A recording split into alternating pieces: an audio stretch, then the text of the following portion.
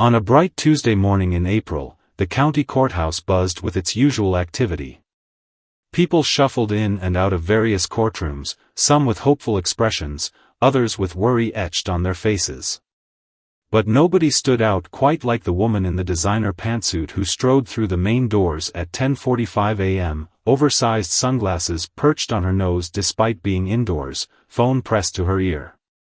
"I don't care what they say," she said loudly into her phone, cutting through the hushed atmosphere of the courthouse lobby.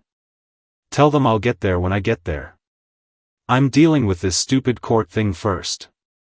Several heads turned to look at her, but she paid them no mind as she continued toward courtroom 3, where her case was scheduled to be heard at 9:30 a.m. She was already over an hour late. The woman's name was Veronica Winters, a 34-year-old real estate agent who had made quite a name for herself in the upscale neighborhoods of the city. With her sleek black hair, perfectly manicured nails, and an attitude that screamed, "The world revolves around me," Veronica had built her reputation on being aggressive, demanding, and always getting her way. "Ma'am, you'll need to turn off your phone before entering the courtroom," said the bailiff standing at the door. Veronica rolled her eyes but ended her call with a curt, "I'll call you back. Some rent-a-cop is giving me trouble."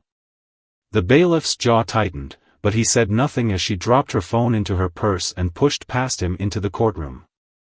Inside, the room was nearly empty. A few court staff worked quietly at their stations, and an elderly custodian was sweeping near the jury box. No judge, no attorneys, and certainly no sign of the traffic court session where Veronica was supposed to contest her third speeding ticket in 6 months. "Excuse me," she called out to a woman typing at a computer. "I'm here for my hearing with Judge Wilson. Where is everyone?"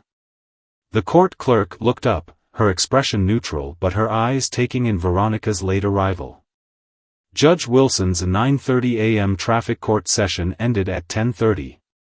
"You're over an hour late, ma'am." "So? I had important business to take care of. Can't you just get the judge back in here?" "I drove all the way downtown for this," Veronica said, her voice rising with indignation. The clerk shook her head. "I'm afraid that's not how it works.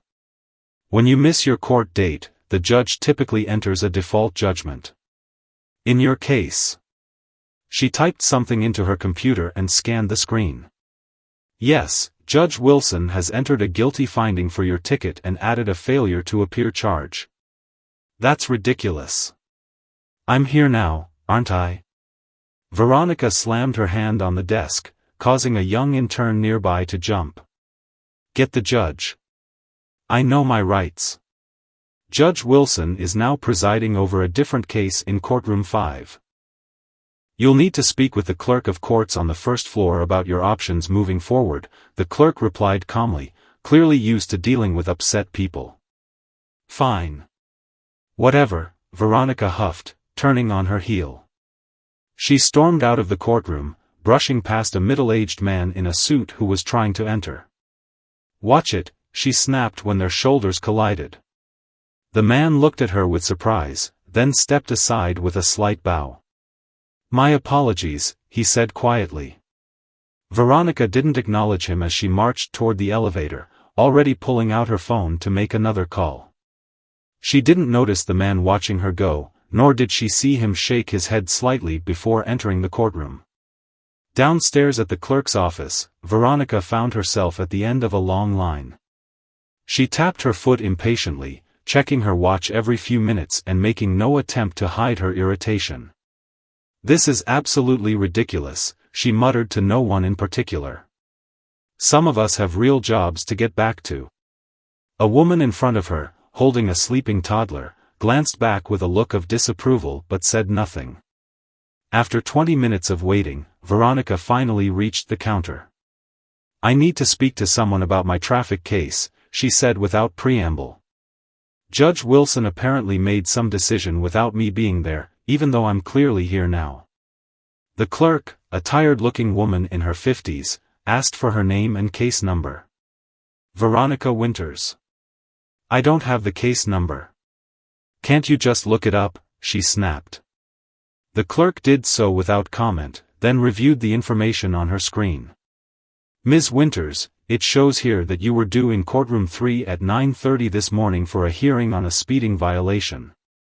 Judge Wilson has entered a guilty finding and assessed the full fine of $275, plus an additional $100 for failure to appear. That's outrageous. I want to speak to the judge right now, Veronica demanded. Judge Wilson is currently presiding over another case and cannot be interrupted.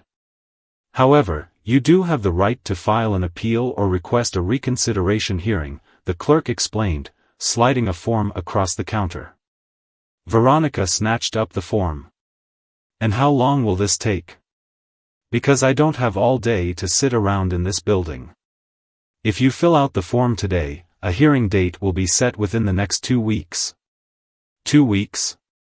I'm supposed to just put my life on hold for 2 weeks because the judge couldn't wait an extra hour?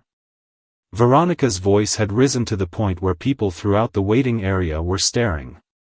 Ma'am, please lower your voice, the clerk said firmly. Don't tell me what to do, Veronica shot back. This entire system is a joke. Do you know who I am? I sold $3 million properties last month alone. I pay your salary with my taxes. The clerk's expression didn't change, but she reached for her phone. If you can't conduct yourself appropriately, I'll need to call security. Veronica glared at her but took the form and stalked over to a bench to fill it out, muttering under her breath the entire time. She scribbled on the form hastily, barely reading the questions before answering them. When she returned to the counter, bypassing the line that had formed again, she slapped the form down. Here. Now what? The clerk reviewed the form, then pointed out several sections Veronica had left blank. You'll need to complete all required fields, Ms. Winters. With an exaggerated sigh, Veronica snatched the form back and completed it, then handed it over again. Your hearing is scheduled for April 23 at 9:30 a.m. with Judge Wilson. You'll receive official notification by mail within 3 to 5 business days, the clerk informed her. I strongly advise you to arrive on time for this hearing. Whatever, Veronica said dismissively. Just make sure he knows I'm not happy about this. As she left the courthouse, Veronica was already planning how she would put this judge in his place at the next hearing. Who did he think he was, anyway? She had better things to do than sit around in traffic court all morning. It was just a speeding ticket, after all. Everyone sped on that stretch of highway. What Veronica didn't realize was that her encounter with Judge Wilson was far from over. And the lesson he was about to teach her would shake the foundations of her self-centered world in ways she could never have anticipated. 2 weeks passed, and Veronica barely gave the upcoming court date a second thought. The day before her rescheduled hearing, she booked 3 house showings for the morning, confident she could squeeze in the court appearance between appointments. That night, her colleague Raj called to remind her about the hearing. Don't forget your court date tomorrow. Want me to cover your morning showings? Don't be silly, Veronica replied, inspecting her freshly painted nails. I'll just pop into the courthouse, explain my situation to the judge, and be out in 15 minutes. These tickets are just money-making schemes anyway. Raj sighed on the other end of the line. I don't know, Veronica. My cousin got on the wrong side of Judge Wilson last year. They say he's old school about respect for the court. Please, Veronica scoffed. What's he going to do? I'll pay the stupid fine if I have to, but I'm not rearranging my entire day for this nonsense. The next morning, Veronica once again miscalculated her timing. After her first house showing ran long, she found herself stuck in unexpected traffic due to road construction. Glancing at her dashboard clock, she saw it was already 9:40 a.m. Not again, she muttered, reaching for her phone to call the courthouse. No answer. She tried the clerk's office with the same result. By the time Veronica parked her luxury SUV in the courthouse garage, it was 10:15 a.m. She hurried inside, bypassed the security line, and flashed her brightest smile at the guard. "Excuse me, but I have an emergency hearing. I really need to get through quickly." The guard, unimpressed, pointed her back to the end of the line. "Everyone waits their turn, ma'am." By 10:30 a.m., Veronica finally rushed into courtroom 3, interrupting a quiet moment as the judge reviewed some papers. All eyes turned to her as the heavy door slammed behind her. Unlike her previous visit, the courtroom was now full of people waiting for their cases to be called. And there, sitting behind the bench, was Judge Wilson. With a jolt, Veronica recognized him as the man she had rudely bumped into during her last courthouse visit. The bailiff approached her immediately. "Name and case number?" "Veronica Winters," she whispered, suddenly aware of the silence in the room. "I don't know my case number." Judge Wilson looked up from his papers, his eyes finding her immediately. There was no hint of recognition in his expression, just the neutral gaze of a man who had seen it all. "Ms. Winters," he said, his voice carrying easily across the courtroom. "You were scheduled to appear at 9:30 a.m. It is now 10:32. This is the second time you have failed to appear at your scheduled time." Veronica stepped forward. "Your Honor, I can explain. There was traffic, and my work schedule." The judge held up his hand, silencing her. "Ms. Winters, this court begins promptly at 9:30 a.m., not when it is convenient for you. Everyone else in this room managed to arrive on time, despite having jobs and dealing with the same traffic conditions." Heat crept up Veronica's neck as she felt dozens of eyes on her. For once, she found herself without a quick retort. "Since you have now missed 2 scheduled court appearances, I am entering a finding of contempt in addition to the original charges," Judge Wilson continued. "Please be seated. We will address your case after the current docket is completed." "But Your Honor, I have clients waiting." "Ms. Winters," the judge said, his voice taking on a steely edge, "you are in my courtroom now. Here, your schedule is not the priority. Please take a seat, or I will have the bailiff escort you to a holding cell where you can wait without interrupting these proceedings further." Shocked into silence, Veronica found an empty spot on a bench near the back of the courtroom. As she sat down, she pulled out her phone to reschedule her appointments. "No phones in my courtroom," came the judge's voice immediately. "Bailiff, please collect Ms. Winters' phone until these proceedings are concluded." The bailiff approached with an outstretched hand. Veronica reluctantly surrendered her phone, feeling strangely vulnerable without it. And so she sat, forced to wait like everyone else, as the reality of her situation slowly began to sink in. For the next 2 hours, Veronica sat uncomfortably on the hard wooden bench. Without her phone, she had nothing to distract her from the proceedings. She watched as person after person approached the bench, spoke respectfully to Judge Wilson, and received their judgment. Some walked away relieved, others disappointed, but all of them had shown up on time and addressed the court with deference. By noon, her legs were cramped, her back ached, and her patience had worn paper-thin.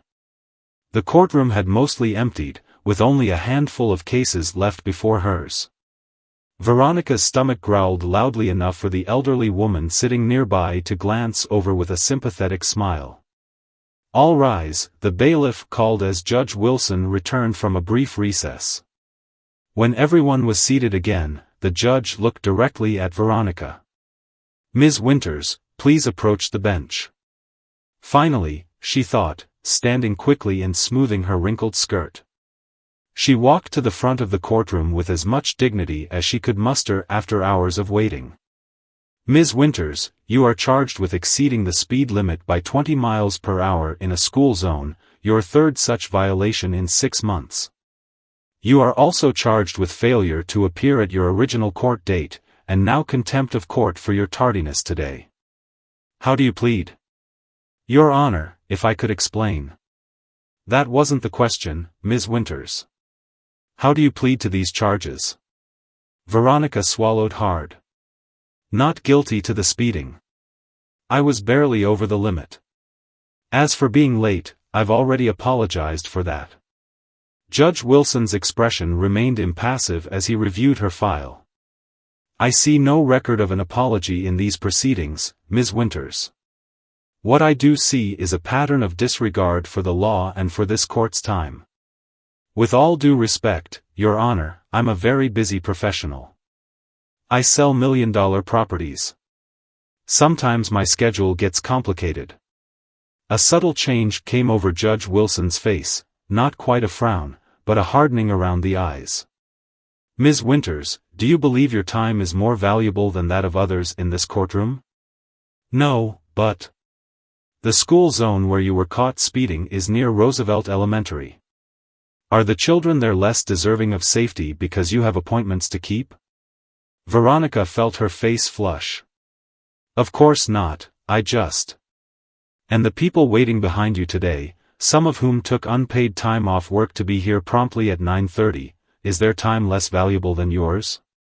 For once in her life, Veronica found herself without words. The courtroom fell silent as Judge Wilson let his questions hang in the air. Your Honor, I understand what you're saying, she finally managed, her voice smaller than before. I don't believe you do, Ms. Winters. Not yet. Judge Wilson made a note in her file. But I think we can arrange for you to gain that understanding.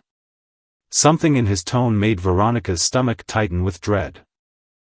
Whatever was coming, she sensed it wouldn't be solved with her checkbook or charm. Given the repeated nature of your violations and your contemptuous attitude toward this court, I find you guilty on all charges, Judge Wilson declared. Veronica's mind raced. A larger fine? Points on her license? None of it seemed catastrophic. But Judge Wilson wasn't finished. Not by a long shot. For the speeding violation, you will pay the maximum fine of $500, Judge Wilson began. For failure to appear at your first hearing, an additional $250. Veronica nodded, already calculating the total in her head. $750 was annoying but manageable. She'd make that on her next commission. However, the judge continued, the contempt of court charge requires more than a monetary penalty. It's clear to me that fines alone would not address the underlying issue. Veronica's confidence wavered. What do you mean, Your Honor? Ms. Winters, you seem to believe that your time and convenience take precedence over the safety of schoolchildren and the functioning of this court. I think what you need is a lesson in the value of other people's time and safety. Judge Wilson made a note in her file before looking up at her again. You will complete 80 hours of community service over the next 2 months. 80 hours? Veronica blurted. But Your Honor, my work schedule. We'll need to accommodate this sentence, he interrupted firmly. Your community service will be split between 2 assignments. 40 hours as a crossing guard at Roosevelt Elementary School, where you will help ensure the safety of the very children you endangered with your speeding. Veronica's jaw dropped. A crossing guard? But I'm not qualified. You will receive training. The remaining 40 hours will be served here at the courthouse, assisting people who need help navigating our judicial system. You will report here every Saturday morning at 8 a.m. and work until 3 p.m. for the next 8 weeks. Veronica felt lightheaded. Saturdays were her busiest showing days.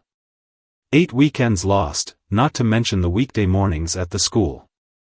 This would cost her thousands in lost commissions. Your Honor, couldn't I just pay an increased fine instead?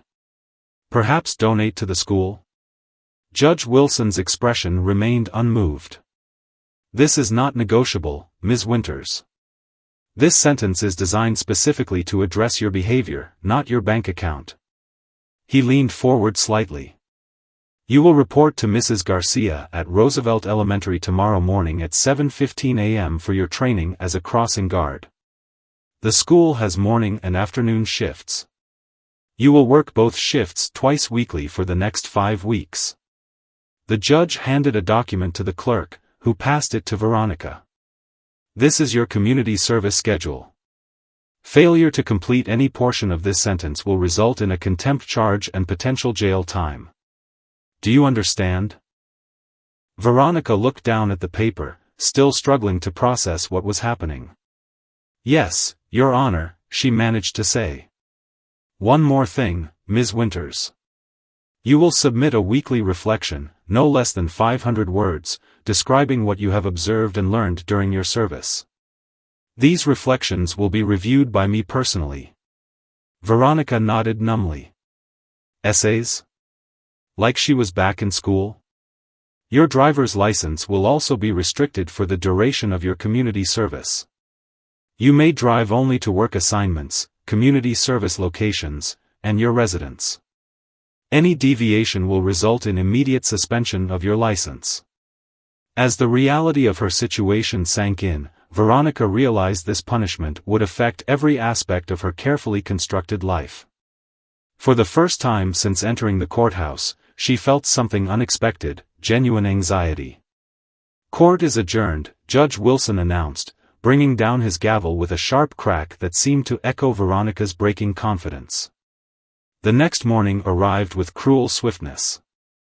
Veronica's alarm blared at 6 a.m., a time she normally associated with only the most important property showings to out-of-town clients. She groaned, recalling that today was different. Today, she had to report to Roosevelt Elementary School by 7:15. After throwing on the most casual clothes she owned, still designer brands, but at least not heels, she drove through the quiet streets feeling like she was headed to her own execution. The school parking lot was nearly empty when she arrived. Only a few teachers' cars dotted the spaces, along with a worn blue sedan that had clearly seen better days. As Veronica stepped out of her luxury SUV, a short woman with graying hair approached, carrying a bright orange vest and a handheld stop sign. You must be Ms. Winters, the woman said, her tone neither friendly nor hostile. I'm Mrs. Garcia, the head crossing guard supervisor. Judge Wilson called me yesterday. Of course he did, Veronica thought bitterly. Let's get your training started, Mrs. Garcia said, holding out the garish orange vest. You'll need to wear this at all times while on duty. Veronica eyed the vest with distaste. The material looked cheap and scratchy, nothing like the silky blouses and tailored jackets that filled her closet. Is this really necessary? She asked, reluctantly taking the vest. I mean, surely people can see me without this. Mrs. Garcia's expression hardened slightly. The vest isn't just for visibility, though that's important. It's also a symbol of authority that helps drivers know to stop. Children's safety depends on drivers recognizing crossing guards immediately. Chastened, Veronica slipped the vest over her clothes, wincing at how it clashed with her outfit. For the next hour, Mrs. Garcia walked her through the responsibilities of a crossing guard. How to hold the stop sign correctly, when to step into the street, how to usher children safely across, and how to deal with impatient drivers, something Veronica realized with a pang of guilt she had been on numerous occasions. The most important thing to remember, Mrs. Garcia emphasized, is that you're the first line of defense for these kids. Most of them are too young to judge traffic speeds accurately. They trust you to keep them safe. By 7:45, parents began dropping off their children. Veronica stood nervously at her assigned crosswalk, stop sign in hand, as Mrs. Garcia supervised from a few feet away. The first car approached too quickly, showing no signs of slowing down. Veronica froze momentarily before Mrs. Garcia called out, "Sign up. Step out confidently." Veronica raised the sign and stepped into the crosswalk, her heart pounding. The car, ironically, a luxury model similar to her own, screeched to a halt. The driver, a harried-looking woman with a phone pressed to her ear, shot Veronica an irritated glare. In that moment, Veronica saw herself reflected in the driver's annoyed expression, and a wave of shame washed over her. "Thank you for stopping," she called out, the words feeling foreign on her tongue. As the morning progressed, Veronica helped dozens of children cross safely. Some thanked her with gap-toothed smiles, others were too shy to make eye contact. A few parents nodded appreciatively as they walked their youngest ones to the school entrance. By the time the morning shift ended at 9 a.m., Veronica was exhausted, her feet hurt, and her arm ached from holding up the stop sign.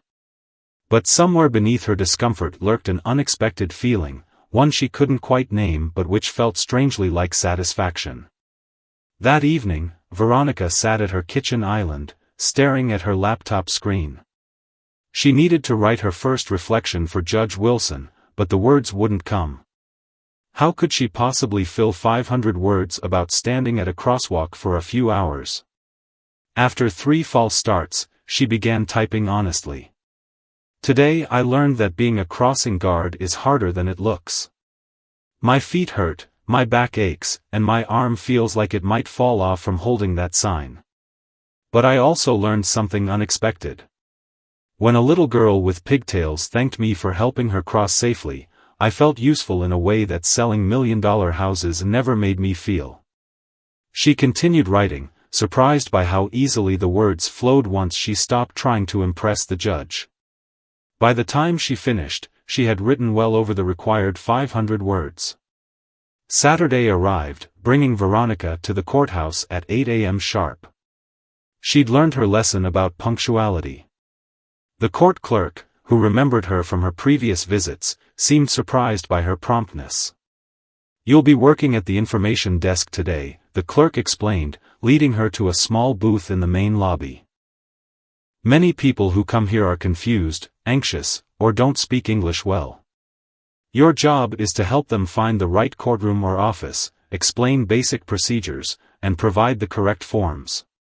Veronica's first client was an elderly man who needed to contest a parking ticket but couldn't read the fine print on his citation. She helped him complete the necessary form, speaking loudly and clearly after realizing he was hard of hearing. "Thank you, sweetheart," he said, patting her hand gratefully. "Been driving 50 years without a ticket. Don't know how I missed that no parking sign." Throughout the morning, Veronica assisted people from all walks of life, a nervous teenager filing for emancipation, a young couple applying for a marriage license, a woman with limited English trying to navigate child support paperwork. By lunchtime, Veronica was mentally exhausted. These people's problems were so different from the concerns of her usual clients, who debated between marble or granite countertops or complained about insufficient closet space in $500,000 homes. "How's it going?" asked Raj when she called him during her break. "It's different," Veronica replied, unable to find the right words. "These people have real problems, Raj. And they're so grateful for even small help. Unlike our clients who complain about everything." Raj chuckled. "Exactly. A woman literally cried because I helped her fill out a form." "A form? When was the last time anyone cried with gratitude over a real estate closing?" After lunch, a familiar face appeared at her desk, the harried mom from the school crosswalk. "You're the crossing guard from Roosevelt," the woman said, recognition dawning. "I'm sorry I almost ran you over yesterday. I was late for an important meeting." Veronica smiled ruefully. "I understand completely. I used to be that person too." "Used to be?" "Let's just say I'm learning some valuable lessons about slowing down," Veronica replied, gesturing to her surroundings. "Now, how can I help you today?" As the woman explained her legal issue, Veronica listened attentively, marking the appropriate forms with unexpected patience. Something was shifting inside her, like a kaleidoscope slowly turning to reveal a new pattern. As weeks passed, Veronica fell into a new routine. Mornings and afternoons twice a week at Roosevelt Elementary, Saturdays at the courthouse, and squeezing in her real estate work whenever possible. Her income had taken a significant hit. She'd lost 2 major listings to other agents who could accommodate weekend showings, but surprisingly, she found herself less bothered by this than she would have expected. One rainy Thursday afternoon, Veronica stood at her crossing guard post, rain dripping from her hood despite the umbrella she held. The school day had just ended, and children streamed out of the buildings, many without proper rain gear. A small boy approached her crosswalk, clutching papers to his chest in a futile attempt to keep them dry. His thin jacket was soaked through, and he looked miserable. "Where's your umbrella, buddy?" Veronica asked as she prepared to help him cross. "Don't got one," he replied, shivering slightly. "My mom says we can't afford extra stuff this month." Without hesitation, Veronica handed him her umbrella. "Here, take mine. I've got a hood, and I'm already wet anyway." The boy looked up at her with wide eyes. "Really? But won't you get all soggy?" "I'll dry," she smiled. "Your schoolwork won't. Go on now, straight home to get warm." The boy beamed at her, clutching the umbrella like a treasure as he crossed the street. Veronica watched him go, rain streaming down her face, but feeling somehow warmer inside than she had in years. Later that evening, as she wrote her weekly reflection for Judge Wilson, she mentioned the incident almost as an afterthought. What struck her most, she wrote, wasn't her own small act of kindness but how such a simple gesture had meant so much to the child. The following Saturday at the courthouse, Veronica was surprised when the court clerk directed her away from the information desk. "Judge Wilson wants to see you in his chambers," the clerk said. Veronica's stomach tightened. Had she done something wrong? Was there a problem with her community service hours? Judge Wilson was reviewing documents when she entered his office, but he gestured for her to sit down. "Ms. Winters, you've completed 6 weeks of your 8-week service assignment," he began, setting aside his papers. "I've read all of your weekly reflections." Veronica nodded, unsure where this was heading. "Your most recent reflection particularly caught my attention," he continued. "The incident with the umbrella." "It wasn't anything special, Your Honor," Veronica said, uncomfortable with the focus on what she considered a minor moment. "Mrs. Garcia tells me you've become one of the most reliable crossing guards they've had. She mentioned how you learned all the children's names, how you bring extra mittens on cold days, how you stayed late when a parent was delayed in picking up their child." Veronica shifted in her seat. It seemed like the right thing to do. And at the courthouse, the feedback has been similarly positive. People have specifically asked for the nice lady at desk 3 to help them. For once, Veronica was speechless. She'd grown accustomed to praise for closing deals and breaking sales records, but this was different. "Do you know why I assigned you this particular community service, Ms. Winters?" "To teach me a lesson about rules and consequences," she ventured. Judge Wilson leaned back in his chair. "Partially. But more importantly, to help you see beyond yourself. To understand that the world isn't merely a backdrop for your convenience." Looking at him now, Veronica realized with startling clarity that he was right. "Ms. Winters, I've been a judge for 27 years, Judge Wilson continued, his tone softening slightly. "I've seen thousands of people come through my courtroom. Most pay their fines and leave, never changing their behavior." Veronica nodded, thinking of how she'd initially viewed her speeding tickets as just an annoyance, a cost of doing business. "When you first appeared before me, you reminded me of many others I've seen, people who believe their time, their convenience, their priorities matter more than collective rules we live by." The judge leaned forward slightly. "But unlike most, you've shown genuine growth." "Thank you, Your Honor," Veronica said quietly. "I'm modifying the remainder of your sentence," he announced.